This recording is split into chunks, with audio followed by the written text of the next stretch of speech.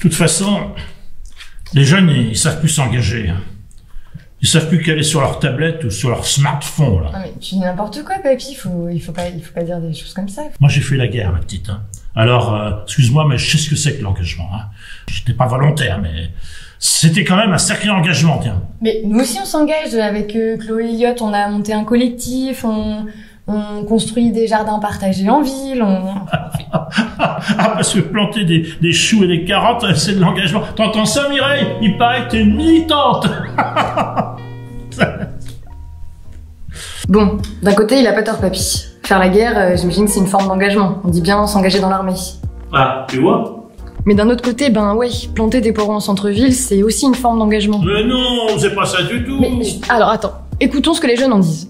Alors moi personnellement, je dirais que l'engagement, c'est une impulsion née de valeurs et de convictions personnelles qui crée un besoin d'action concrète. Oui, je pense que l'engagement, c'est s'impliquer de manière collective pour le changement. Moi, je pense que c'est plus des petites actions qu'on peut mettre dans son quotidien, des échanges de bons procédés avec d'autres personnes, quoi. Alors, selon le petit Robert, l'engagement, c'est l'action de se lier par une promesse ou une convention. On entend là différentes conceptions de l'engagement. C'est un mot commun qu'on emploie tous plus ou moins fréquemment. Pourtant, on se représente l'engagement différemment. Bah, comment ça se fait? Pour comprendre tout ça, allons voir ce qu'en dit monsieur Serge Moscovici.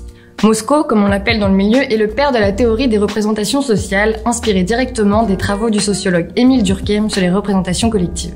Selon Moscovici, la société évolue constamment, entraînant avec elle les transformations des différentes représentations qui la constituent. Denise Jodelet définit en 1989 les représentations sociales comme étant une forme de connaissance socialement élaborée et partagée, ayant une visée pratique et concourant à la construction d'une réalité commune à un ensemble social. Concrètement, ça veut dire quoi? Je suis une femme. Je suis normande. Je suis fraîchement bretonne. Je suis étudiante. Je suis stagiaire au Résam. Je suis la petite fille de papy.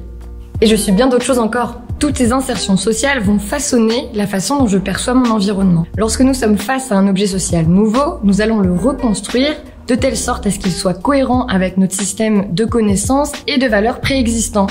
De cette façon, on peut le comprendre et s'en saisir, l'utiliser dans notre communication et dans l'appréhension du monde qui nous entoure. Bref, un même concept, différentes façons de le construire et de le penser selon les groupes sociaux.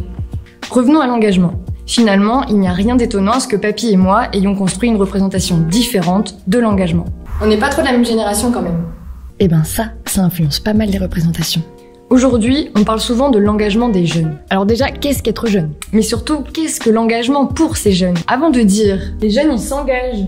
Mais non, ils s'engagent pas. Mais si, ils s'engagent. Non, ils s'engagent pas. Mais si, je te dis qu'ils s'engagent. Ils ne s'engagent pas. Si, ce serait peut-être bien de savoir ce que ça signifie pour eux l'engagement, non? Ah, pourquoi pas, ouais. On va enfin savoir à quoi il sert, ton master.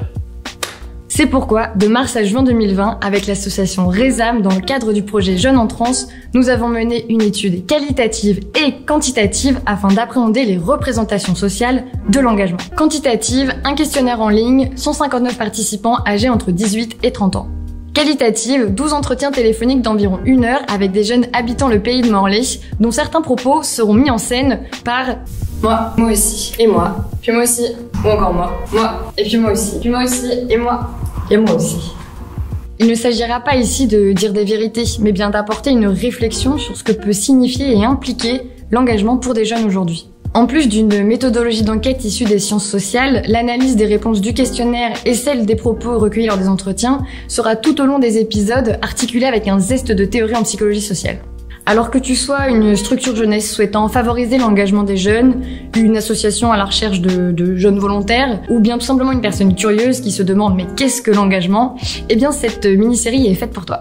Bon, Charlotte, tu viens reprendre la partie là. Oui. En attendant, je t'invite à répondre à cette question. Quand je te dis engagement, quels sont les 3 premiers mots ou expressions qui te viennent à l'esprit? Allez, salut!